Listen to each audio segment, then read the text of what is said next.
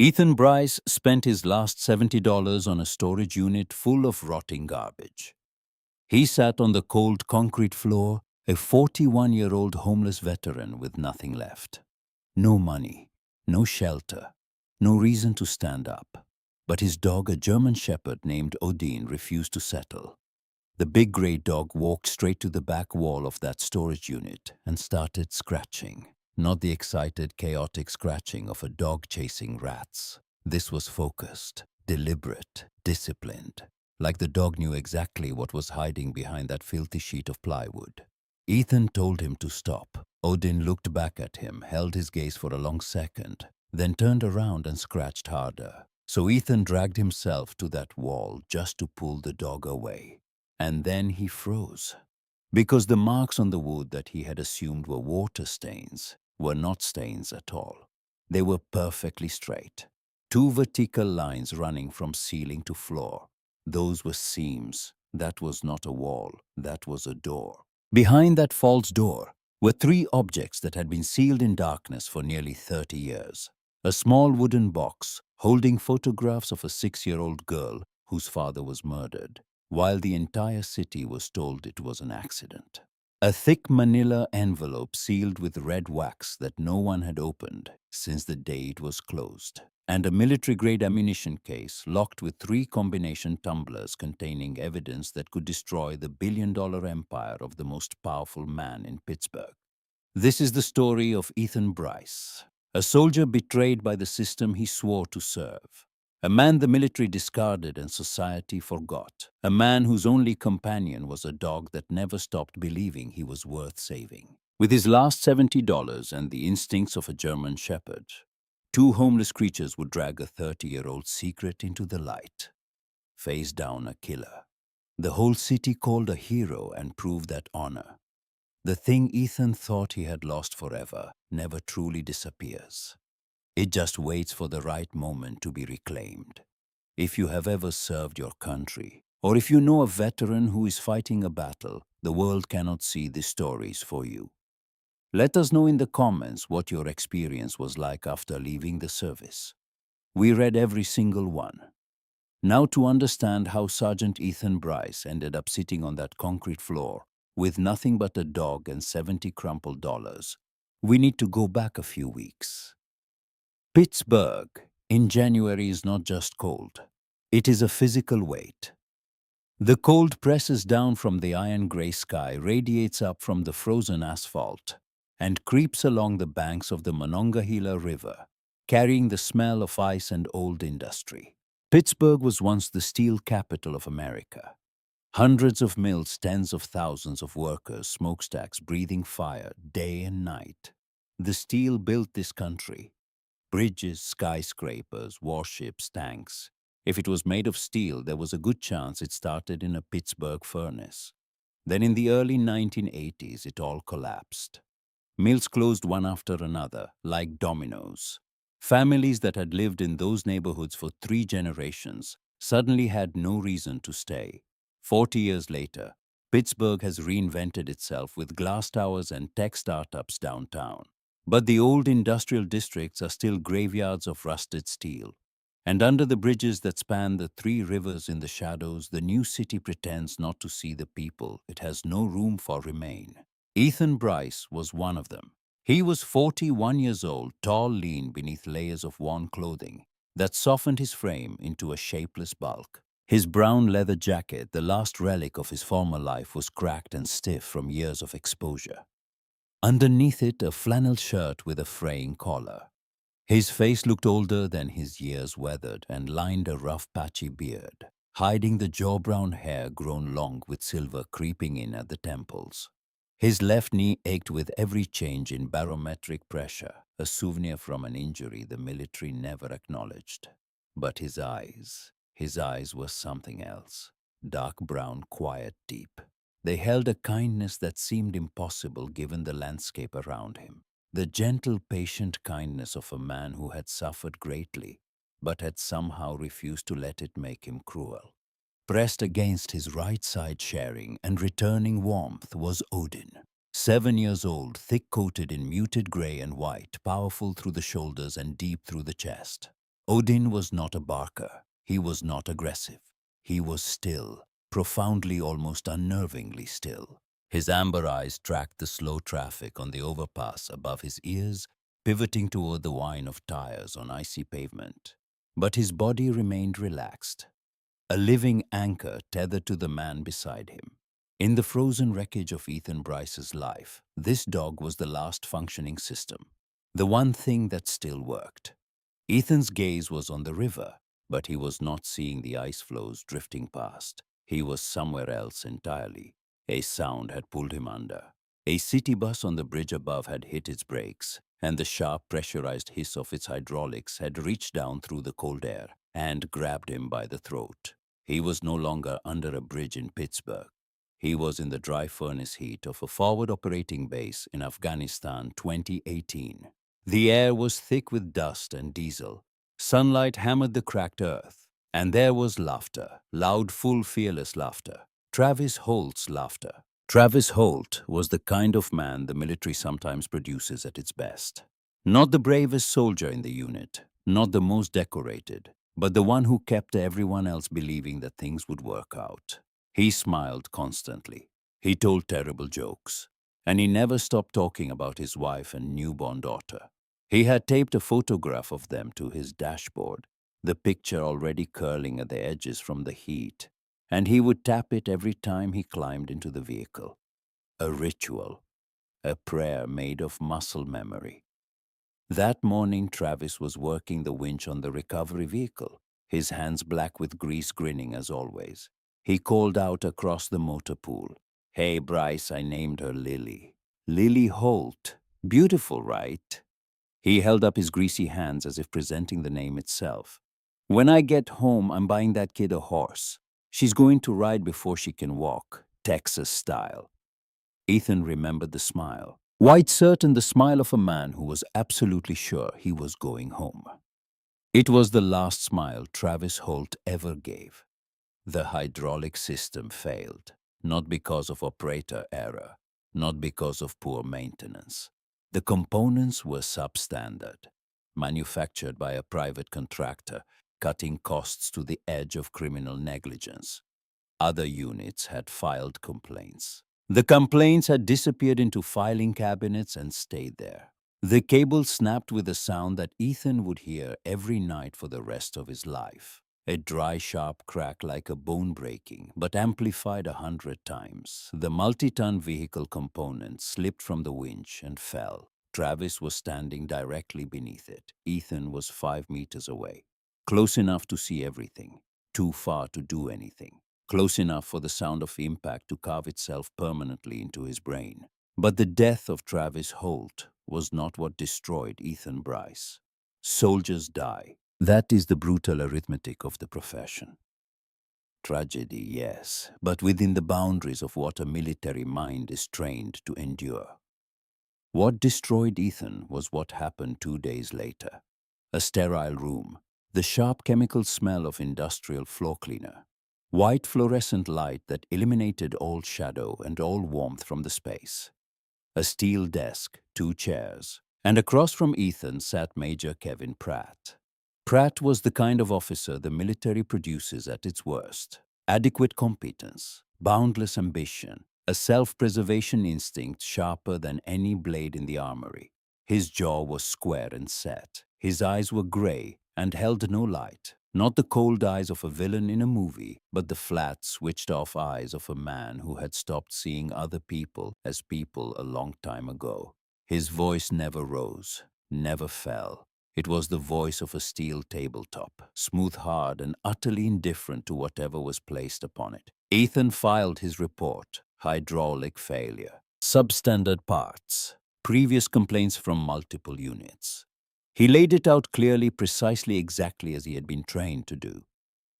Pratt listened. His face did not move.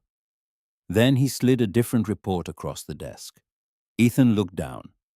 2 words in bold on the first page. Operator error.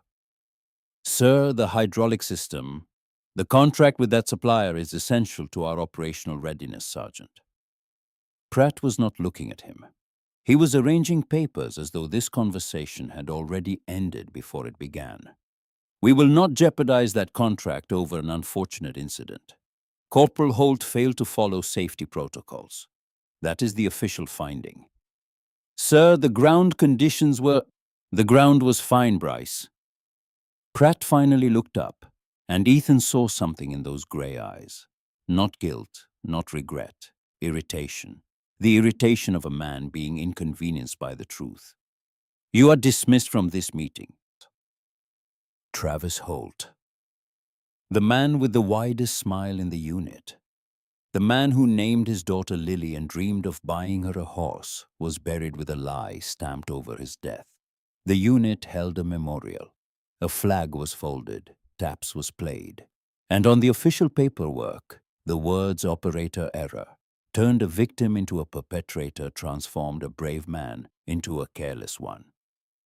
His honor was stolen in that sterile room, and no one said a word. Ethan stood at that memorial in full dress uniform, tears running but hands at his sides, and he knew. He knew that the system he had sworn his life to, the honor he had built his entire identity around, had evaporated.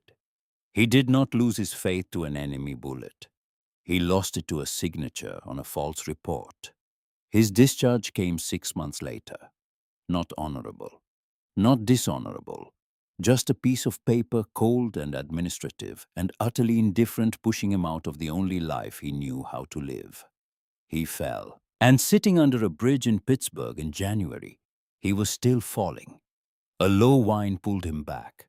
Odin had shifted, pushing his cold nose under Ethan's glove.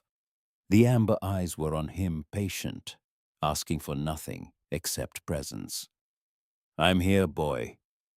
Ethan murmured, his voice rough as gravel. He rubbed the thick fur along the dog's neck. "I'm okay." He was lying, and Odin knew he was lying.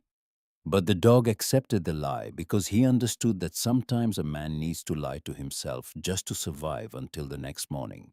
That morning, their shelter under the bridge had been taken from them. A white municipal truck arrived at 7. The man in the city-issued coat was not unkind, just tired. The particular tiredness of a man doing a job he knows is wrong, but does not have the authority to refuse. "New directive, buddy. Got to clear this area. Liability issue. I'm sorry. You can't stay here." Ethan nodded. No protest, no argument. He knew how to follow orders. That was the last thing the military had left him. He packed his belongings. A thin sleeping bag, a dented cookpot, a plastic tarp. Everything fit into a shopping cart. The entire estate of a 41-year-old man rolling on wobbly wheels. Now the sun was dropping and the temperature with it. Shelters were full. Most would not take dogs. He would never leave Odin. Not for a roof, not for warmth, not for anything. The dog was not a pet. He was the unit, the last member of the only squad that had never betrayed him. Ethan's eyes swept the skyline across the river. There, black against the fading purple sky, like the skeleton of a forgotten giant, stood the Allegheny Steelworks. If you lived in Pittsburgh long enough, you remembered when mills like Allegheny were the beating heart of this city. Thousands of men, your fathers and grandfathers perhaps, walked through those gates every morning in heavy protective gear, facing temperatures that could melt bone, pouring sweat through double shifts to forge the steel that built America. Then 1982 came, and 1983, and 1984. Each year another mill went dark. Allegheny shut its doors in 1985, laying off 2,300 workers in a single morning. 40 years later, it still stood.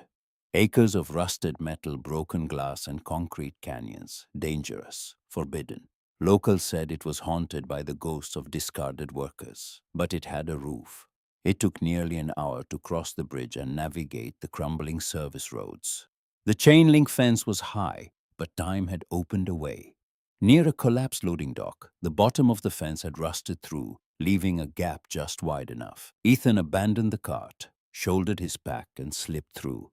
Odin followed, silent as a shadow. The main foundry floor was a cathedral of dead machinery. Moonlight fell through shattered skylights onto hulking shapes coated in 40 years of dust. It was colder inside than outside.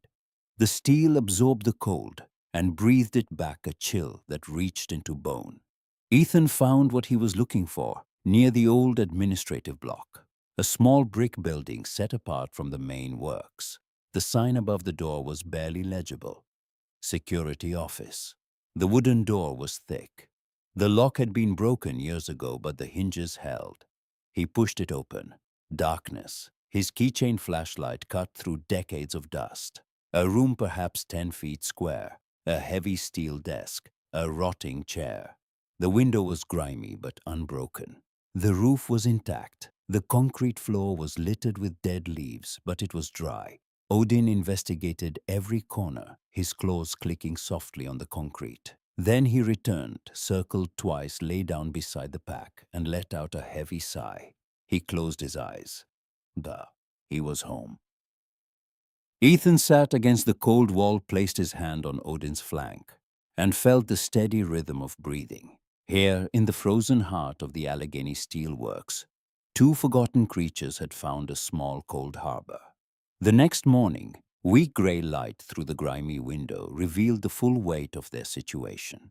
Shelter, yes, but no warmth, no food worth counting. Ethan checked supplies, half a bag of kibble for Odin, the heel of a stale loaf for himself, $73 and change in a plastic bag in his pocket, not enough for a room. Barely enough to eat for a few more days. He remembered the damp flyer from the bus stop. Iron City Storage, delinquent unit auction, cash only. A desperate gamble. He knew it, but $73 sitting in his pocket would become $0 in a week regardless. At least this was a chance. "What do you think, boy?" He showed Odin the flyer. The dog sniffed it once and sneezed. "That's a chance. The only one we've got." The Iron City Storage Facility was a sprawl of identical gray buildings with bright blue roll-up doors. About 25 people gathered near the office, most of them men with pickup trucks and cargo vans, flashlights in hand, confidence in their posture. Professionals who did this every week and knew exactly what they were doing. Ethan, in his cracked leather jacket with a large gray dog at his heel, stood at the back and tried to be invisible. Hank Dawson, the auctioneer, ran through the units fast. An hour of watching other men bid on things Ethan could never afford. Antique furniture went for $800. Tools and machinery climbed past $1,200. Ethan stroked Odin's head and swallowed the growing weight of failure. Then Unit 4 won too, the last one. Delinquent 11 months. Dawson and a worker strained to pull the door up. It stuck, then flew open with a groan. The professionals shined their flashlights inside, held their gaze for less than 10 seconds, and walked away. Every single one. Ethan stepped forward and looked. It was a pit. 10 feet deep and packed with sagging cardboard boxes dark with mildew. A broken floor lamp on its side. Black plastic trash bags split open to reveal stained, moldy clothing. The smell was a sickening cocktail of damp paper decay and time. It was worthless, and everyone knew it. $20 help me clear the lot, Dawson called after the retreating crowd. Nothing. $20 for the whole thing. Come on, folks. Silence. Dawson sighed, looked around, and his eyes landed on the only person still standing there. "Hey, you with the dog, $20, all yours." Ethan's heart pounded. It was junk. But it was something. Something was better than nothing. And in the arithmetic of survival, that margin is everything. "I'll give you 50, Ethan said, and he was surprised by how steady his voice sounded. A man who had been walking away paused. 60. Probably just for sport. Just to see what the homeless guy would do. Ethan's stomach clenched into a fist. 70. The word came out faster than he intended. Every single dollar. The man laughed, waved his hand, and kept walking. $70 going once, going twice, sold to the gentleman with the dog. Ethan walked forward with trembling hands and pulled the wadded bills from his pocket. Dawson counted, handed him a carbon copy receipt. She's all yours. 48 hours to clear it out. He glanced at Odin. Good-looking dog. Good luck to you. Everyone left. The lot went quiet. Just Ethan, Odin, and the black gaping mouth of Unit 412. He spent the next hour digging through the contents, and each minute eroded what little hope remained. The cardboard boxes disintegrated at his touch, revealing sodden bricks of fused newspapers and magazines, moth-eaten blankets, cracked dishes, yellowed paperbacks that fell apart in his hands. No tools, no furniture worth the name, nothing that could be sold for even $5. He had spent his last $70 on garbage. He slid down the wall and sat on the cold concrete, burying his face in his gloves. The weight of failure pressed down harder than the Pittsburgh winter. He had failed Odin, failed himself. He was right back where Kevin Pratt had placed him. A man whose judgment was worthless. A man who had lost everything and then found a way to lose even more. Then a sound, scratching, whining, persistent, rhythmic, purposeful. Odin was at the very back of the unit. Standing on his hind legs, nose pressed against the plywood wall, sniffing with intense concentration. He dropped to all fours and scratched at the base of the panel, paused, looked back at Ethan with those amber eyes, then scratched again harder, letting out a low, insistent huff. Ethan knew this dog, 5 years together on the streets. He knew the difference between Odin chasing prey and Odin finding something. Prey behavior was chaotic, excited, uncontrolled. This was different. This was precise, systematic. The behavior of an animal that had detected something specific and would not rest until his human paid attention. All right, what is it? He walked to the back wall and shined his flashlight upward. And that was when he noticed what he had overlooked. 2 long discolored lines running vertically from ceiling to floor, about 3 feet apart. Not the irregular bloom of water damage. These were ruler straight. He ran his fingers along one line and felt his fingertip drop into a gap. A seam. He was not looking at a single sheet of plywood. It was a section deliberately fitted between 2 other panels. And Odin had not been scratching at rats. The dog had detected a draft of air coming through the seams, carrying a different scent from behind the wall. Ethan pressed his palm against the center panel. It shifted. It was loose. This was not structural. His heart gave one hard jolt. He found a rusted tire iron half buried under a pile of rags, cold and heavy in his gloved hand. He jammed the flat end into the seam and put his shoulder into it. The damp wood gave way easily. A tearing sound, the faint protest of old nails pulling free. The panel fell forward with a soft thud. Odin pushed his nose into the opening, sniffing the rush of cold, stale air that escaped from the darkness. Ethan aimed his flashlight into the void. A false wall. Behind it, a narrow, dark space no more than 2 feet deep between the plywood and the true concrete block wall. A man-made hiding place, carefully constructed, intentional, and not empty. The beam of light landed on 3 objects sitting neatly on the concrete floor. They had not been tossed in. They had been placed, reverently. The way a man places things he knows are more important than his own life.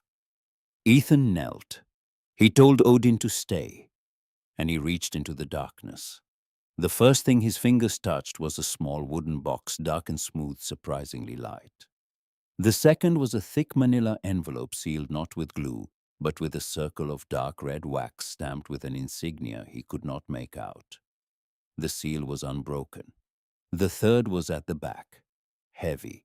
A military-grade ammunition case painted flat black, secured by 3 high-quality combination tumbler locks. He pulled all 3 items from the void and stared at them on the grimy floor of the storage unit. The trash bags, the moldy magazines, the $70 mistake. All of it vanished from his awareness. This was not junk. This was a secret. And secrets hidden this carefully were hidden for a reason. His first instinct was to open everything right there, but a cold awareness prickled up his spine. The unit door was wide open. He was exposed. The facility owner had his name on a receipt. This was not the place. He packed the wooden box and the sealed envelope deep into his backpack. The metal case was too large. He wrapped it in his sleeping bag, sacrificing his only protection against the cold, and tucked the heavy bundle under his arm. He pulled the rolling door down, kicked the plywood panel back into place to cover the hole, and left. He did not bother looking at the rest of the unit's contents. He knew with absolute certainty that he had already found everything of value. The walk back to the Allegheny Steelworks was a blur of heightened awareness. Every passing car, every distant siren made the muscles in his neck tighten. Odin walked in a tight protective heel, his ears erect and swiveling, sensing his human's fear. When they slipped back through the broken fence and into the cavernous silence of the dead factory, Ethan felt a small measure of relief. He navigated back to the security office, pushed the door closed, wedged the broken chair under the knob, sat on the floor with Odin settling immediately at his back, a warm living guard. He propped the flashlight against the rusted desk and reached for the manila envelope. The red wax seal was brittle with age. He took a deep breath, the cold air stinging his lungs, and broke it with his thumb. A dry, brittle snap that echoed in the tiny room. Inside was a stack of folded papers. The top page was a letter handwritten in faded blue ink. The script shaky and slanted, the handwriting of a man writing under great duress. My name is Harold Novak. If you are reading this, I am dead. I have lived in fear for 29 years. I am a coward and I pray God has mercy on my soul. But I cannot go to my grave without leaving this behind. What I have hidden here is the truth about my brother, Martin Novak. Martin was murdered. The letter told everything. Martin Novak was an environmental activist who in 1995 had poured his life savings into purchasing the abandoned Allegheny Steelworks, this very mill, because it was toxic, because it was a wound on the city. His plan was to clean the poisoned ground and build something for the community. Affordable housing, green space, a support center for the workers who had been discarded when the mills closed a decade earlier. Martin believed the place that caused the wound should be the place that healed it. But he was not the only one who wanted the land. The letter named him, Warren Greer. And even Ethan, disconnected as he was from the world, knew that name. It was carved into the sides of gleaming towers downtown. It was on plaques at university centers and on glossy billboards promising luxury condominiums along the river. Greer did not just build on the Pittsburgh skyline, he owned it. Greer wanted the Allegheny land for a massive shipping depot. To build it, he needed the city to rezone the property from toxic industrial to commercial. To get the rezoning, he needed to buy people. Zoning board officials, environmental inspectors, building commissioners, all had a price, all had been paid.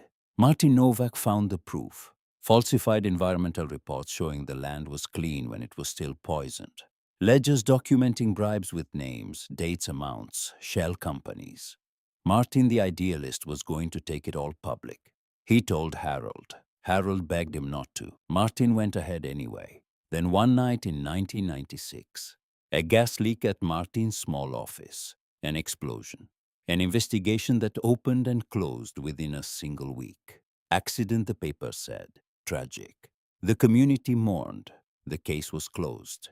Harold wrote, that was not a tragedy, that was an execution. Greer's men came to me after the funeral. They were polite. They spoke of the city's future. They mentioned how unfortunate it would be if Martin's young daughter Sophie were to grow up without her uncle as well. Harold surrendered. He sold the land under duress. He signed every paper Greer's lawyers placed in front of him. But he did one thing, one small cowardly act of defiance. He kept the original deed to the mill, the notarized legally supreme document of ownership. He told Greer's people it was lost in the fire.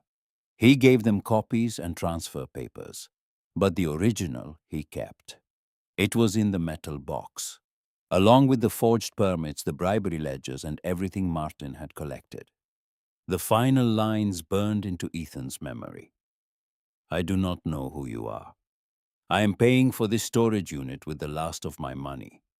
When I die, the payments will stop and it will be found. Perhaps you are a stranger looking for treasure. Perhaps you are God's answer to my prayer. If you have any courage, any decency, please do what I could not. Do not let Martin's light go out. Get this to his daughter. Get this to the world. Ethan read the letter 3 times. The words blurred. He was no longer in the security office. He was back in that sterile room. The chemical smell, the fluorescent light, Pratt's flat voice. Operator error. The contract is essential. Martin Novak was Travis Holt. Warren Greer was Kevin Pratt. The same story. A good man killed. A powerful man rewriting history. The truth buried, and the witnesses crushed into silence by their own fear. Ethan had failed Travis. He let Pratt silence him. He let the lies stand. He let his best friend be buried with false words stamped over his death. That failure had broken him. Not the death, the silence after. But Harold Novak, a coward who hid his brother's legacy in darkness for 3 decades, had just handed Ethan something he did not know he needed. Not money, not shelter. A second chance. A chance to fight for the truth. Not his truth, someone else's truth. And perhaps by doing that to redeem his own silence. He opened the small wooden box. Inside, on faded velvet, a child's crayon drawing of 2 stick figures holding hands labeled Daddy and Me. A small silver locket and photographs. A young man with a warm open smile and unruly hair, Martin Novak. And in his arms, a little girl of about 6 with bright eyes and pigtails laughing the way only children laugh. Holding nothing back, afraid of nothing, trusting. Completely the man who held her. Sophie Novak. She would be a woman now, in her 30s. A woman who grew up believing her father died in an accident. A woman whose inheritance, the proof of her father's courage, had been stolen from her, without her ever knowing it existed. Ethan looked at the photograph, then at Odin. The dog was watching him, head tilted slightly, sensing the shift in the air. Something had changed. The despair that had been radiating from his human for months had been replaced by something the dog recognized from a long time ago. Purpose. "We are done hiding, Odin," Ethan said. His voice was different now. Clean, steady. No tremor, no emptiness. The voice of a man who had found the thing he lost. Not faith in the system, faith in himself. "We have a new mission." Odin stood. His tail swayed once, slow, heavy, deliberate, as if the dog understood every word. But before Ethan could pursue that mission, he had to secure the most critical piece of evidence. The metal ammunition case was too heavy and too conspicuous to carry through the streets. A homeless man hauling military hardware through Pittsburgh would be noticed, and being noticed could be fatal. He needed to hide it somewhere no one would think to search. The next morning before dawn, Ethan ventured deep into the main building of the steelworks with Odin padding silently beside him. He moved through the rusted cathedral of dead machinery, with a practiced stealth navigating debris fields in near total darkness. In a collapsed maintenance tunnel beneath the foundry floor, he found a heavy rusted iron plate. Using the tire iron from the storage unit, he pried it open. Beneath it was a dry crawl space, dark and forgotten. He placed the wrapped case inside, lowered the plate, and scattered dust and debris over it until the floor looked undisturbed. No one would find it unless they knew exactly where to look. The wooden box of photographs and Harold's letter went into the very bottom of his backpack. Those would not leave his body. His mission required information, and information required technology. For a man like Ethan, that meant one place: the Carnegie Public Library in Oakland. The bus ride was tense. Odin sat with his head on Ethan's knee, earning nervous glances from passengers but no confrontation. The library rose before them, a magnificent palace of sandstone and history, and with it came the first obstacle. A large sign on the bronze doors: "No animals permitted, service animals only." Odin was not a registered service animal. He was something far more important than any certification could describe, but the sign did not care about that. Ethan's throat tightened. He had not been separated from Odin for more than a few minutes in over 2 years. The dog was his anchor. Without Odin beside him, the old shadows crept closer. The sounds got louder. The sterile room got nearer. He led Odin to a thick stone column near the entrance, partially sheltered from the wind. He knelt and looked the dog directly in the eyes. "I have to go in, boy. I need you to wait here. I will come back. I promise you." Odin let out a low, anxious whine and pressed his head hard against Ethan's chest. Ethan looped the leash around the column, his hands shaking. He gave the command, "Guard, wait." Then he stood and walked backward toward the doors, holding eye contact, until the heavy glass closed between them. Inside the library, the transition was jarring. Warmth silenced the soft scent of old paper. Students at oak tables glowing in laptop light. Ethan felt intensely visible in his cracked jacket and rough beard. He kept his head down, found the public computers, and began the hunt. First, the victim, Martin Novak, Pittsburgh, 1996. Old clippings from the Post-Gazette. Tragic gas leak claims, local activist. The articles were brief and final. They painted Martin as well-meaning but careless. The official narrative was clean and closed. Next, the killer, Warren Greer. The screen flooded with results. Philanthropist of the Year, $5 million to Children's Hospital. New Greer Tower to reshape Pittsburgh skyline. Greer Foundation donates to Veteran Housing Initiative. The irony of that last headline hit Ethan like a fist. The man who murdered an idealist and stole his land was being celebrated for housing veterans. But Ethan was not here for the killer. Not yet. He was here for the heir. Sophie Novak, Pittsburgh. He scrolled through results until he found it. A recent article from a community blog dated just 3 weeks prior. Activist Sophie Novak challenges Greer Corporation's new riverfront development project. A photograph loaded. A woman in her mid-30s, dark hair in a practical ponytail, standing at a podium, pointing at a projected map with focused intensity. She had her father's eyes, the same intelligence, the same determination. But where Martin's eyes had been bright with hope, Sophie's held a weariness that hope alone could not explain. The tiredness of someone who knows instinctively that something is deeply wrong, but has never been given the proof to name it. She was fighting the same enemy her father had fought 30 years ago without knowing it was the same war. Ethan found her organization's website, a contact page with an email form. He knew he could not use it. Email was traceable. Digital communication would be a signal to anyone monitoring Sophie's activities. He had to do this the soldier's way, face to face, no trail. He used his last coins to buy a plain greeting card and a stamped envelope from the library gift shop. He sat at an empty table and wrote, "Miss Novak, you do not know me. I have found something that belonged to your father, Martin Novak, from 1996. It is a private matter of the highest importance. I believe it contains information he was trying to protect before he died. I cannot send it electronically. I cannot bring it to your office. It is not safe." He included one original photograph from the wooden box, Martin holding 6-year-old Sophie on his shoulders, both of them laughing. He made a single grainy copy of a paragraph from Harold's letter about Martin's dream for the Allegheny Steelworks. He folded both into the card.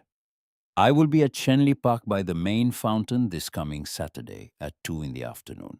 I will be wearing a brown leather jacket, and I will have a gray German shepherd with me. Please come alone." He signed it simply, "A friend."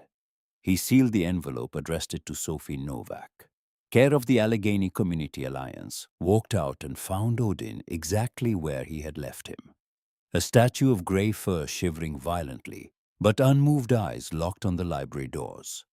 The moment the dog saw Ethan, his body convulsed with relief. Ethan knelt and buried his face in the dog's frozen ruff. Promise kept. He walked to the blue mailbox on the corner and slid the letter through the slot. The sound of it dropping into the dark metal interior was barely audible.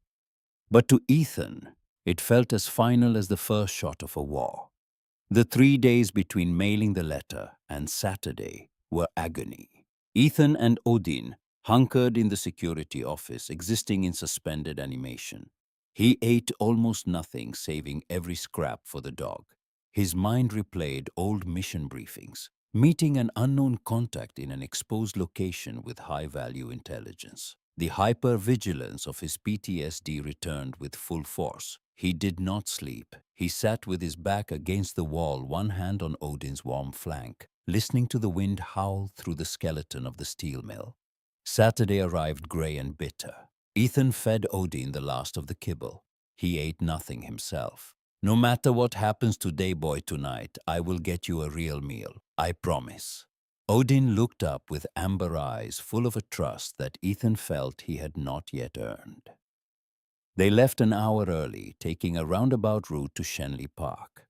Ethan found a position on a rise behind bare oak trees 50 yards from the dry fountain. Clear sightlines in every direction. At 1:58, a blue sedan pulled into the lot. A woman got out and Ethan's breath stopped. Sophie Novak, taller than he expected. Dark wool peacoat jeans, sturdy boots. She moved with quick, impatient energy. As she drew closer, Ethan saw her father's eyes in person for the first time, and the resemblance hit him harder than he anticipated. The same intelligence, the same determination, but also a wariness Martin never had. She stood by the fountain, arms crossed, scanning the park, tense, almost angry, braced for a scam. "Okay, boy, let's go."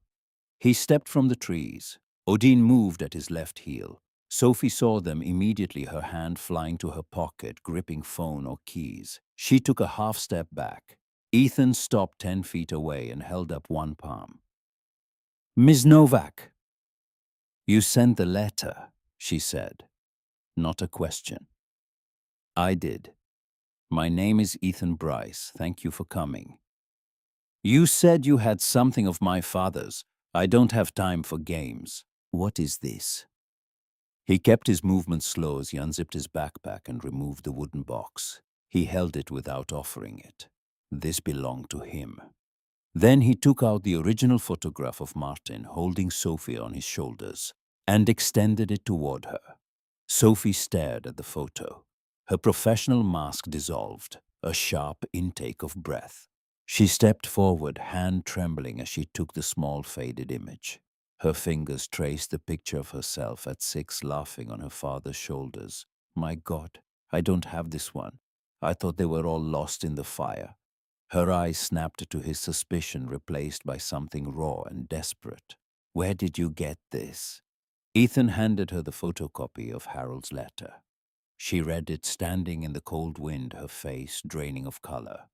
When she looked up, the weariness was gone, replaced by a cold, hard clarity. "I knew it. I always knew. My mother, until the day she died, she knew it was not an accident." She told Ethan about her work. 6 months as the primary opposition to Greer's new development. Strange clicks on her phone. Her office broken into, twice nothing taken. Her biggest donors pulling funding. "They are watching me," she said. Then she stopped, looked around the empty park, and a new horror dawned. "They saw me meet you. They saw a man they cannot identify hand me something in a public park." "We need to move," Ethan said. But Sophie did not drive them straight to her contact. She drove to a small nursing home on the outskirts of the city first.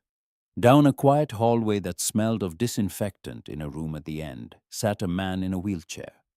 Reggie Shaw, 78 years old, former steelworker at the Allegheny Mill. His hands trembled, and his body was frail, but his eyes were sharp and alive, and full of a fear that had lived in them for 30 years. "Mr. Shaw is the only living person who spoke to my father the night before the explosion," Sophie explained quietly. "He knows something he has never told anyone." Reggie looked at Sophie and pain crossed his face. "You look just like him. Just like Martin." Sophie sat beside him and told him about the storage unit, Harold's letter, the hidden box. Reggie listened with his eyes closed, tears tracking down the creases of his face. When she finished, the old man was silent for a long moment. Then he spoke. The night before the explosion, Martin called me. He said he had a tape. He had recorded a conversation with Greer. Greer admitted everything. The bribes, the fake reports, all of it. Martin said he was taking the tape to the newspaper the next morning. His breathing was ragged. The next morning, his office blew up. "Why didn't you tell anyone?" Sophie asked. "Because 2 days after the funeral, 2 men came to my house. They told me if I opened my mouth, my wife would have an accident just like Martin. She was pregnant with our third child." His face crumpled. "I am a coward, just like Harold. But I am old now. My wife passed last year. I have nothing left to be afraid of." He looked at Sophie with eyes begging for something no words could provide. "But there is something else. Something I have never told anyone."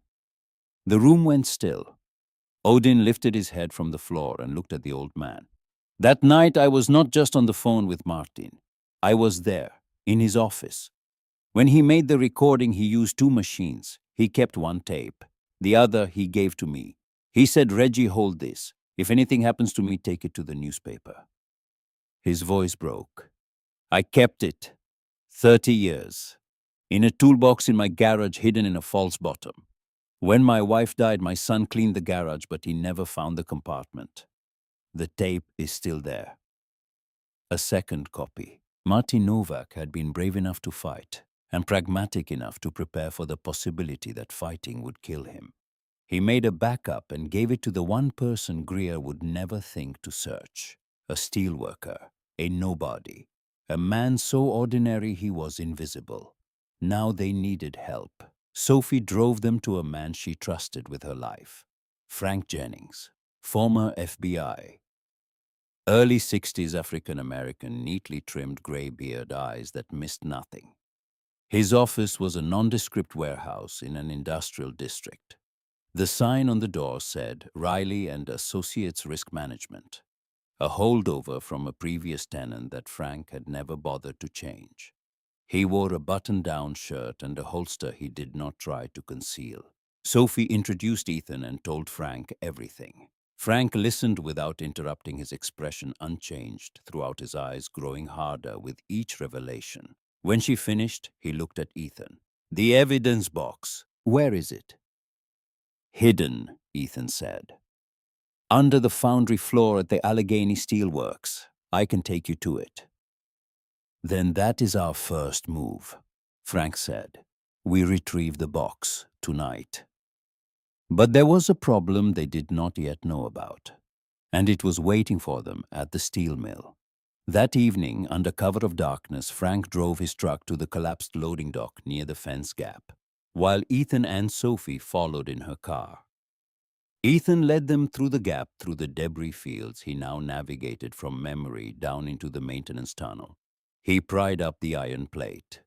The ammunition case was exactly where he had left it, untouched.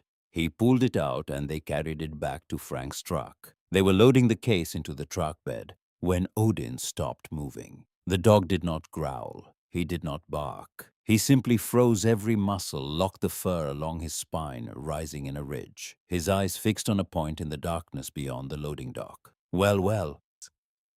A voice slick and confident emerged from the shadows. 2 men stepped out from behind a crumbling brick wall, blocking the path back to the vehicles. They wore expensive wool coats over dark suits, completely wrong for the setting, the clothing of men who had come from offices, not alleys.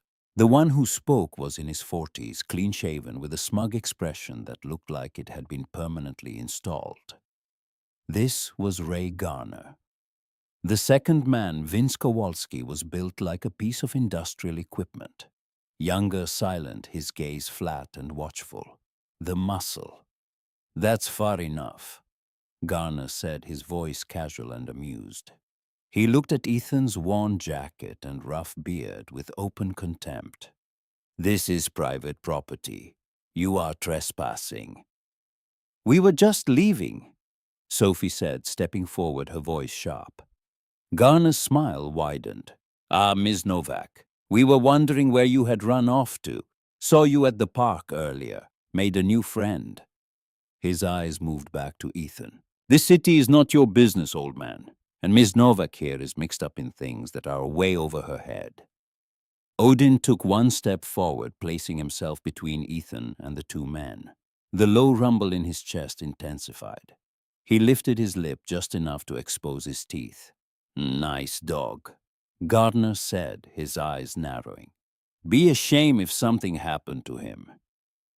He took a step closer. Here is the message from people who matter. You are done. Forget you were here. Forget you met her. Crawl back under whatever bridge you came from. We will not ask again. Ethan did not move. He met Garner's gaze and held it. His mind was cold, his training flooding back. He assessed their stances, their hands, the exits. He recognized these men. They were not just private security. They were enforcers, the modern equivalent of the men Harold described in his letter. The same threat, the same cover-up, active and breathing and standing right in front of him. Frank, who had been silent behind them near the truck, spoke for the first time. His voice was calm and measured, but carried an authority that made both men shift their attention. Gentlemen, I am going to suggest you turn around and walk away. Garner laughed. And who are you, old-timer? Frank Jennings, former Special Agent, Federal Bureau of Investigation. Retired but not forgotten. And this conversation is being recorded by the dashcam in my vehicle, which is currently transmitting to a cloud server. He let that sink in. You were saying something about threats. Garner's smile faded. He looked at Kowalski. Some unspoken calculation passed between them. They were enforcers, not strategists. Their job was intimidation, and intimidation only works when the target is alone and afraid. This target was neither. We are leaving, Garner said, pointing at Ethan. But this is not over. The two men backed into the shadows and disappeared. A moment later, the sound of a car engine starting, then headlights sweeping across the loading dock, then gone. Sophie was shaking. Not from cold, from rage. They were here. They were waiting for us.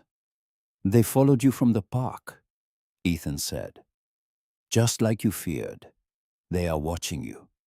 But they don't know what we have, Frank said, his voice grim. Not yet. And we need to keep it that way. He looked at the ammunition case in the truck bed. I am taking this to Diana Vasquez tonight. Best attorney in the city and the only one Greer cannot reach. She will secure it. We meet at her office tomorrow morning. Frank drove away with the box. Ethan and Sophie followed in her car, Odin in the back seat, the first time the dog had ridden in a private vehicle in years. The clean smell of the upholstery was disorienting, a scent from a world Ethan had nearly forgotten. The following morning, they gathered at Diana Vasquez's office. A discreet historical brownstone on the east side. Brass plaque on the door. D. Vasquez, attorney at law. The door was opened by a woman who was the physical opposite of the chaos they had been living through. Late 40s, impeccably tailored charcoal suit, dark hair, in an elegant arrangement. Her expression was calm, but her eyes were analytical and missed nothing. She assessed Ethan in a single glance, then looked at Odin. He's well behaved, I trust. He is a guard, not a pet, Ethan said. Good. The conference room, polished mahogany table, the black ammunition case sitting in the center like an ancient relic in a modern tomb. A man stood by the window. Sam Brennan, mid-30s, rumpled shirt, restless energy, skeptical eyes. Best investigative reporter in the city. The only one Diana trusted with something this large. Hell of a story, Sam said, if it holds up. It holds up, Sophie replied, her voice strong.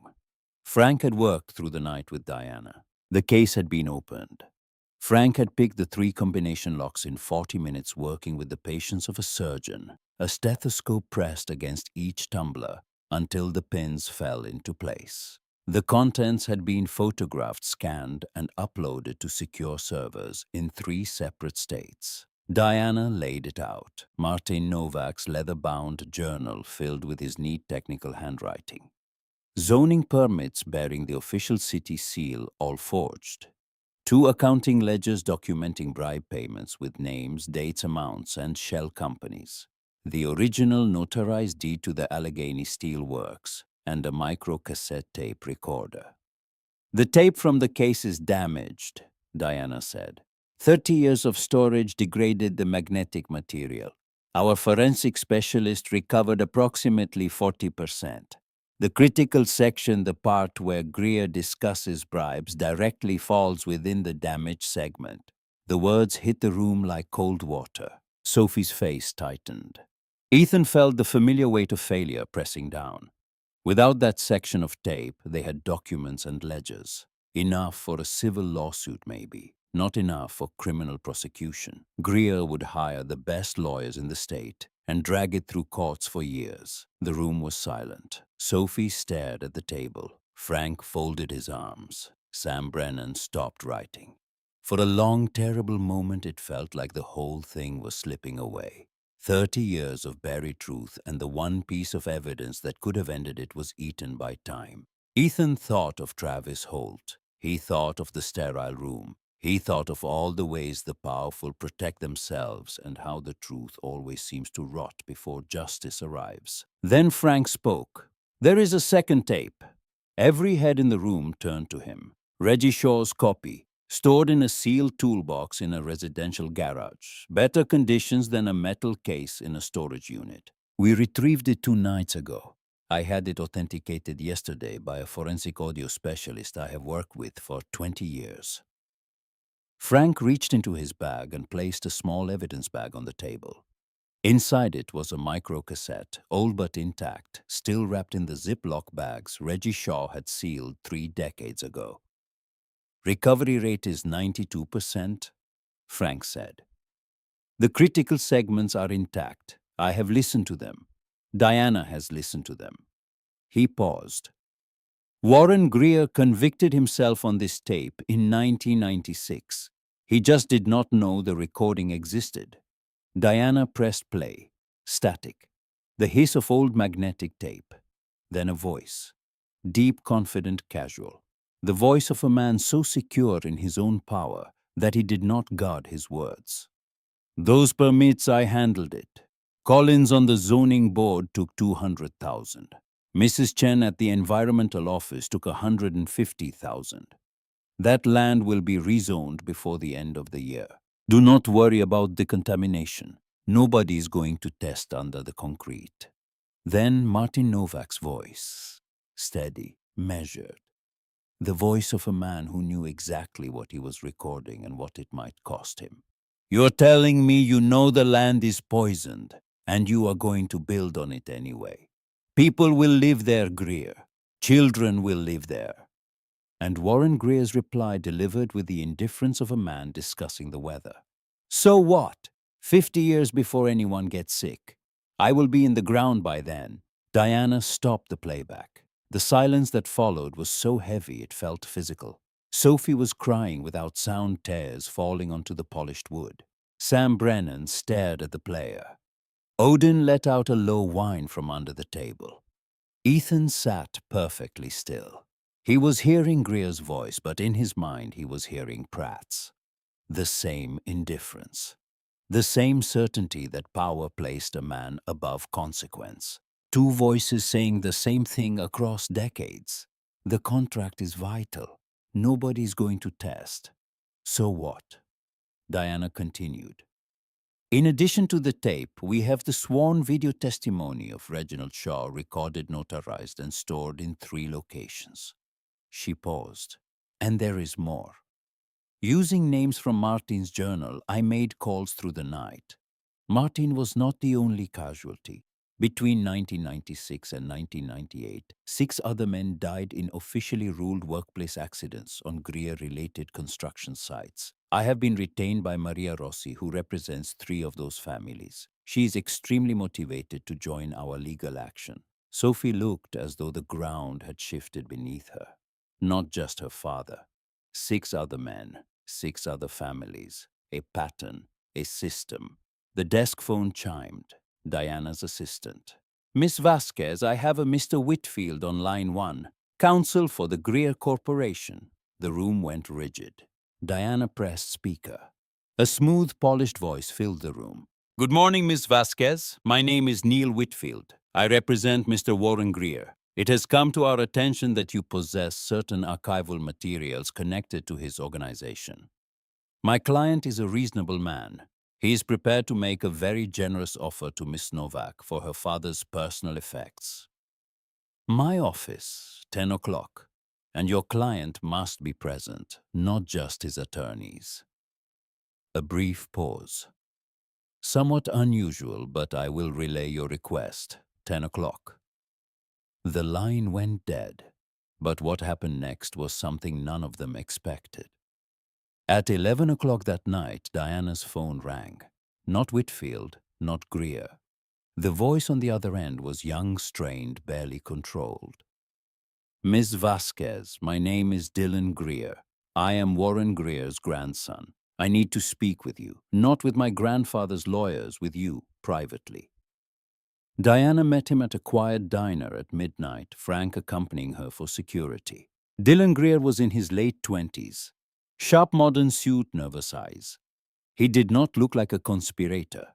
He looked like a young CEO watching an abyss open beneath his feet. I know what my grandfather did, Dylan said. Not all of it, but enough. I have seen how he reacted when Sophie Novak's name came up.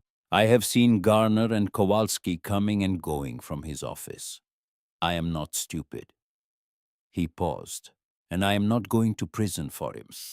He placed a USB drive on the table. 3 months ago, my grandfather sent an email instructing Gardner and Kowalski to monitor and neutralize the threat posed by Sophie Novak.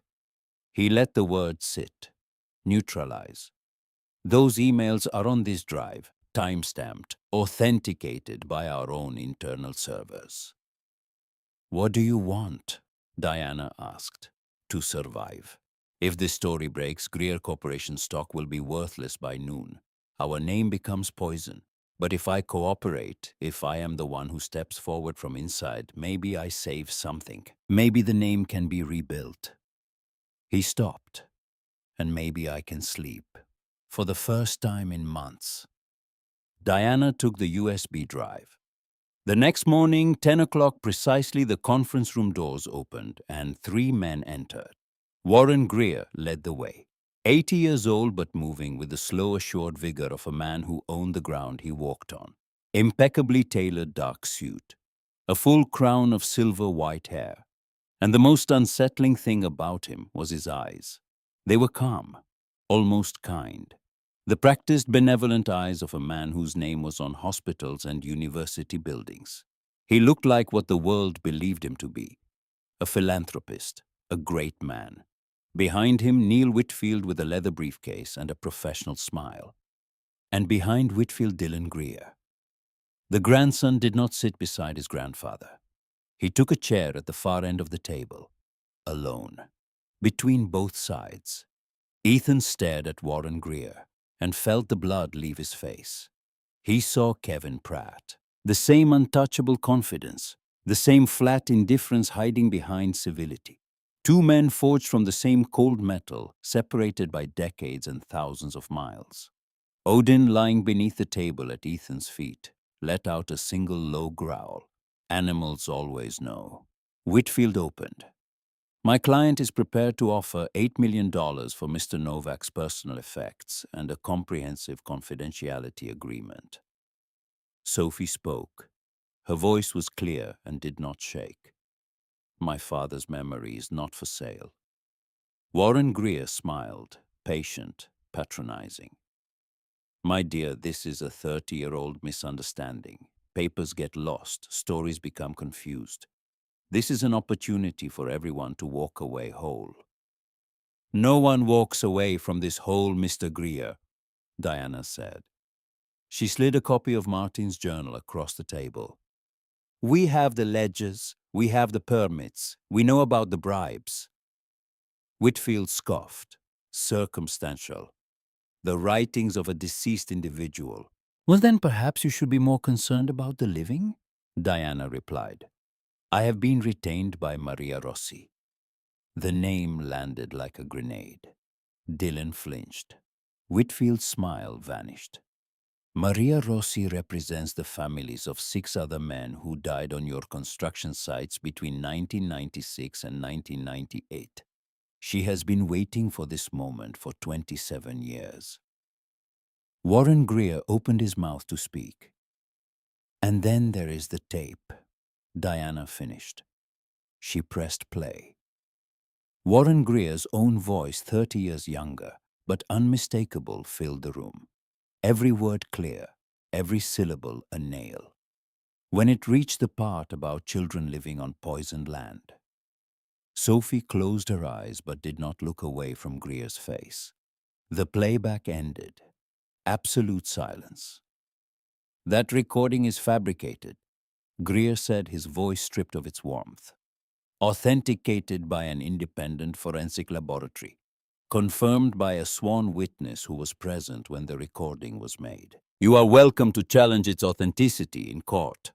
I suspect the process would be quite public. It was Dylan who broke the impasse.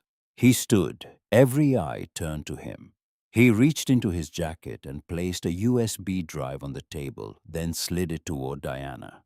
3 months ago, my grandfather instructed Ray Garner and Vince Kowalski to, and I am using his exact words, monitor and neutralize the threat posed by Sophie Novak. He looked at his grandfather. Those emails are on that drive, time-stamped, authenticated by our own servers. This is not a 30-year-old case anymore. This is ongoing criminal activity. This is FBI territory. Warren Greer stared at his grandson. Ethan watched the old man's face and saw something he did not expect. Not anger, not surprise, collapse. The last thing Warren Greer believed was unconditionally his. The loyalty of his own blood was being placed on the table beside the evidence of his crimes. You ungrateful! I'm not going to prison for you, grandfather, Dylan said. His eyes were wet, but his jaw was locked. I am not going to let our name die because of what you did. He turned to Diana. What do you want? Diana folded her hands.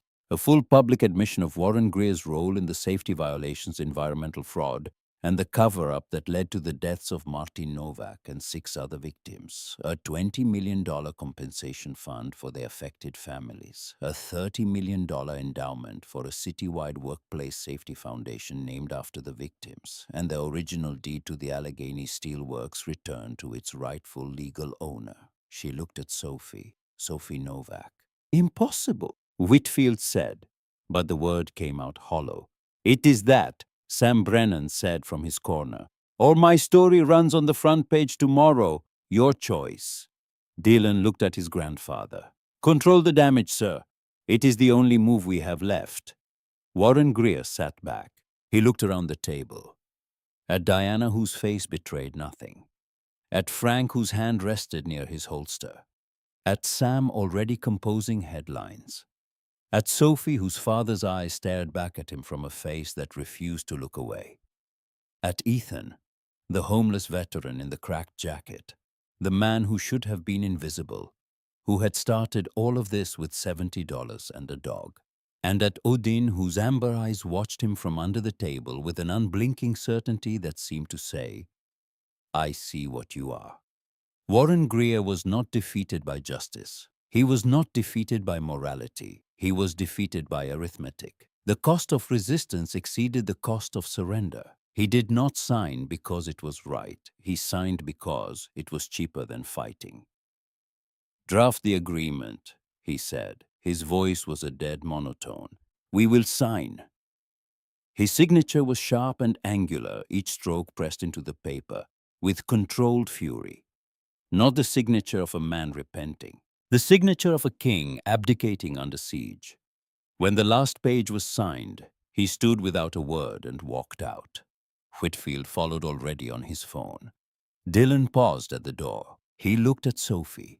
Something passed between them, an acknowledgement too heavy for words. The grandson of a murderer and the daughter of his victim standing on opposite sides of a mahogany table with 30 years of blood between them. Then Dylan left. The next morning, Pittsburgh woke to a different world. Front page of the Post-Gazette in bold stark type. Allegheny betrayal Greer. Admits 30-year cover-up. 7 deaths linked to fraud and environmental crime. Sam Brennan's story laid out everything. The murder of Martin Novak disguised as an accidental gas leak. The falsified environmental reports. The bribes. The 6 other families. And at the center, the quiet discovery of a hidden box by a homeless veteran and his German shepherd living in the ruins of the very steel mill where it all began.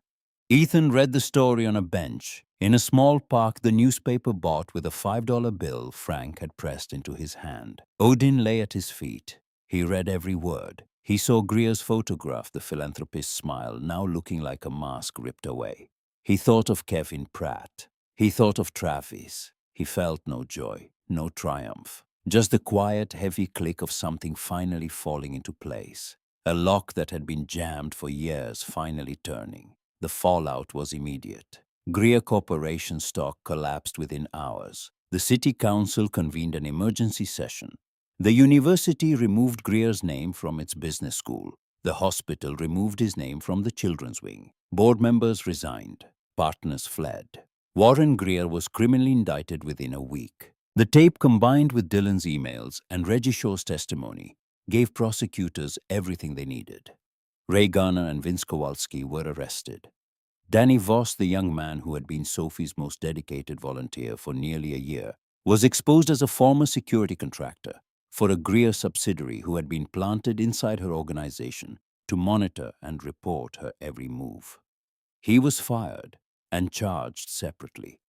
Sophie took the news of Danny's betrayal with a stillness that frightened Ethan more than any outburst would have. She simply sat at Diana's conference table, hands flat on the wood, breathing in short, controlled bursts, absorbing the knowledge that the person she had trusted most closely for a year had been reporting every word she said to the man who killed her father. Ethan recognized that look. He had worn it himself in a sterile room that smelled of floor cleaner. The look of someone whose faith in their own judgment has just been shattered. But unlike Ethan, Sophie did not let it break her. She breathed through it. She processed it. And then she stood up and kept fighting. Dylan Greer became the public face of what the media called the Greer Reformation. He was not a hero. He was a pragmatist who sacrificed his grandfather to save the brand. But he was also the only person inside that family who had looked at the truth and chosen not to turn away. Whether that made him brave or strategic was a question Ethan did not feel qualified to answer. Perhaps it did not matter. Perhaps the reason a man does the right thing is less important than the fact that he does it at all. Reggie Shaw appeared on local television. The 78-year-old steelworker sat in his wheelchair with his son beside him and told the story he had kept sealed for 3 decades. He cried on camera. He spoke about Martin Novak with a reverence that turned a name in an old newspaper into a real man. A man who laughed, who dreamed, who believed Pittsburgh could be better. His son held his hand through the entire interview, and when the cameras turned off, Reggie whispered that he was sorry. His son told him there was nothing to be sorry for. Weeks passed. Winter loosened its grip. The raw, muddy promise of spring crept into Pittsburgh. Ethan and Odin remained at the Allegheny Steel Works, but it felt different now. They were no longer hiding. They were guarding. Frank visited with supplies. Sophie came often, walking the grounds with Ethan, looking at the ruins not with horror, but with something that looked very much like her father's eyes in the old photograph. Vision. One bright afternoon in March, the kind of day when the Pittsburgh sky opens just enough to remind you that blue still exists, Sophie arrived with an energy Ethan had not seen in her before. She found him reinforcing the security of his door with meticulous skill. "The settlement is finalized," she said. "Compensation for all the families has been transferred. Maria Rossi called me. She cried for 20 minutes. 27 years, and every one of those families finally has acknowledgement that what happened was not an accident. That is good, Ethan said. That is right. And the land. Sophie turned slowly, looking across the vast, rusting expanse. My father's mill, the land he bought in 1995 because he believed it could be healed. It is officially mine. The developers are circling. Prime riverfront property. They are offering fortunes. Are you going to sell? No. And when she smiled, it was Martin Novak's smile. Wide and certain and full of belief that the world could be better than it was. I'm going to finish what my father started. She told him the plan. The settlement money, the money that bore Warren Greer's name, would fund the rebuilding. Not condominiums, not luxury towers, affordable housing for working families, a public green space, a community support center, and a dedicated wing for veteran support services. A real place with real resources for men and women who were promised one thing by their country and given something different. I need someone to run this site, Sophie said. Someone who knows this place, someone who knows its bones, someone who knows how to build something from nothing and keep people safe. She looked him in the eye. I need someone I trust. Ethan looked down at his worn clothes. Sophie, I am a homeless man. I do not know anything about... Stop. Her voice was firm but warm. Do not dare say that. I am not offering charity. I am offering you a job. She touched his arm. I will never forget that night, the alley, this room. When we were in real danger, when I was freezing and falling apart, you took command. You built a fire from nothing. You secured a perimeter in a ruin. You protected me. That is the man I want managing this property. I am offering Sergeant Ethan Bryce the position of head of site management and maintenance for the Allegheny Community Project. Ethan looked at her. For the first time in years, a sharp, burning sensation behind his eyes. He saw the respect in her face. Not pity, not obligation. One professional recognizing the capabilities of another. He had been a ghost for so long, he had forgotten what it felt like to be seen. Yes, I accept. 6 months later, the Allegheny Steelworks was unrecognizable. The howl of wind through broken steel had been replaced by the roar of bulldozers, the whine of saws, and the shouts of construction crews. The dangerous rusted sections were coming down. But the core of the old mill, the strong brick foundations, was being preserved, cleaned, reinforced, reborn. Ethan stood at the window of his office. The same room, the same four walls. But everything else was new. Drywall, fresh paint, blueprints on a proper desk, a computer, a space heater that would have seemed tropical to the man who had shivered on this floor 6 months ago. He wore a clean navy blue work shirt with a small embroidered patch on the breast. Allegheny Community. His face was still weathered, but the haunted lines around his eyes had softened. His hair was shorter, the silver at his temples, a mark of distinction, not decay. A sound from the doorway, the soft click of nails on new tile. Odin padded in his coat, thick and brushed, and placed his heavy head on Ethan's hand. Time for our walk, boy, Ethan murmured, scratching the dog's ears. He looked at his partner, the one constant, the cold anchor that had become a warm compass. The dog who found a hidden door and in doing so found a future for both of them. They walked into the late afternoon sun. Their apartment was on the second floor of the renovated administrative building. 2 rooms, small, but it had heat at the touch of a button, a refrigerator full of food, a clean soft bed that Ethan still sometimes lay awake in, marveling at the sensation of sheets, and a large cushioned dog bed that Odin ignored every night in favor of sleeping pressed against Ethan's side, just as he always had. Ethan stopped on the walkway and looked up at the steel framework of the new community center, rising from the ashes of the old foundry. Workers moved along the beams, welding torches, throwing sparks against the sky. The old mill was breathing fire again. But this time it was building something different, not steal for profit, not monuments to a man who valued money above human life, homes, safe spaces, a future for people who had been told they did not deserve one. He thought of Martin Novak, the man who dreamed this place into existence and was killed for it. Martin never saw what his dream would become, but his daughter did, and she built it with the money paid by the man who destroyed her father. He thought of Travis Holt, the friend whose death had been erased by a signature. Ethan could not go back and change what happened to Travis. He could not make Kevin Pratt answer for that lie, but he had taken the fury and grief and guilt of that failure and turned it into something else. He had fought for another man's truth. He had refused to be silenced a second time, and in doing so, he had honored his friend. Not with words, with action. He thought of Harold Novak, the coward who hid his brother's legacy in a dark hole and ran. Harold was dead now. He would never know that his one small act of defiance had set in motion a chain of events that brought an empire to its knees. Sometimes courage and cowardice plant the same seed. The difference is that courage stays to watch it grow. He thought of Reggie Shaw, the old man who carried a truth like a stone in his chest for 30 years, too afraid to speak, too decent to forget. Reggie was still alive. His son visited every day. They talked in ways they never had before. The truth did not just set Reggie free, it set his whole family free. And he thought of Odin, the dog who never stopped believing his human was worth following, worth protecting, worth staying beside through frozen nights and empty stomachs and the slow grinding despair that eats a man from the inside. Odin did not find a hidden wall because he was trained to.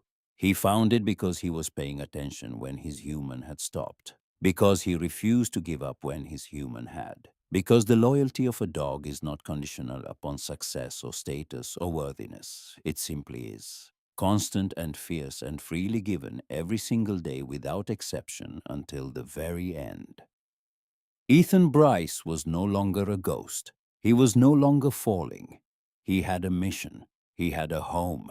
He had a name on a door and a future that extended beyond the next meal. He had something worth protecting and someone worth fighting for. And a dog who still pressed against his side every night, warm and heavy and breathing the most reliable thing in a world full of broken promises.